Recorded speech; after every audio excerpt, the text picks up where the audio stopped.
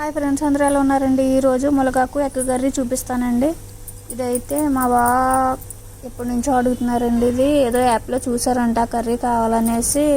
ములగాకు కూడా చాలా మంచిది కదా. ముందుగానే ములగాకు కోడిగుడ్లు ఉడకపెట్టేసి పక్కన పెట్టేసుకోండి. తర్వాత ఒక ఆనియన్, పచ్చిమిర్చి, టమాటో కూడా కోసుకుని పక్కన పెట్టేసుకున్నాక దీనికి మసాలా వచ్చి అండి జీలకర్ర, ఎల్లుల్లిపాయ, అల్లం బాగా దంచేసుకుని పక్కన పెట్టేసుకోండి. అప్పటికప్పుడు చేసుకుంటే బాగుంటుంది. కొంచెం కరివేపాకు, ముందుకు ఉడకపెట్టుకున్నది ములగాకుని ఇలాగ పేస్ట్ చేసుకుని పక్కన పెట్టేసుకోండి.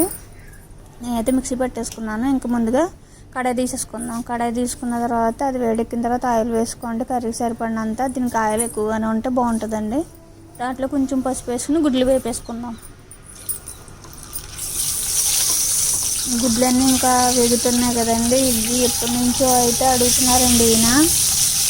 కానీ చేసిన తర్వాత అది ఎలా ఉంటుందో ఏంటో అనేసి భయపడ్డాం. కానీ కర్రీ అయితే సూపర్ వచ్చింది. టేస్ట్ కూడా చాలా బాగుంది. కొంచెం డిఫరెంట్ టేస్ట్ వస్తుంది. ఎందుకంటే ములగాకు అంత టేస్టీగా ఏమి ఉండదు కదా. మనకి ఎప్పుడు కూడా టేస్ట్ లేనియే ఒంటికి మంచిది అవుతాయి కదా. కొంచెం బాగున్నది. ఒకసారి ట్రై చేయండి ఇలా కూడా. ముందుగానే అందులోని ఆయిల్ వేడెక్కిన తర్వాత గుడ్లు వేపేసుకుని పక్కన తీసుకున్న తర్వాత గరం మసాలా ఉంటాయి కదా, యాలక్కాయలు, లవంగ మొగ్గలు, ఒక పలవాకు, కొంచెం జీలకర్ర వేసుకుని వేపేసుకుని అవి కూడా వేగిన తర్వాత ఆనియన్స్, పచ్చిమిర్చి కూడా వేపేసుకుందాం. బాగా గోల్డెన్ కలర్ వచ్చిన తర్వాత అందులోనే కొంచెం కరివేపాకు కూడా వేసేసుకున్నాక అదే టైంలో కొంచెం చిన్నగా తరుగుకున్న టమాటో కూడా వేసేసుకుని వేపేసుకోండి.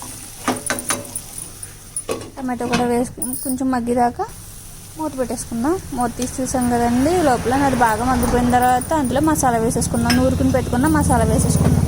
ఆ మసాలాతో పాటే కారం, టేస్ట్కి సరిపడినంత కారం, ఉప్పు కూడా వేసేసుకోండి. ముందే గుడ్లు వేపినప్పుడు పసుపు వేసేసుకున్నాం కాబట్టి ఇంకా అవసరం లేదు. ఈ పేస్ట్ అంతా అన్ని ఆనియన్స్కి పట్టేలాగా మంచిగా వేపేసుకోండి. కొంచెం మసాలా ముందే వేసేసాం కాబట్టి అడుగంటుంది, చూసుకుంటా వేపుకోండి. అది అలా వేగుతుండగానే వేగింది కదండి. ఆయిల్ కూడా పైకి వచ్చిన తర్వాత ముందుగానే ఉడకబెట్టి పేస్ట్ చేసేసుకున్న మునగాకు కూడా వేసేసుకున్నాం.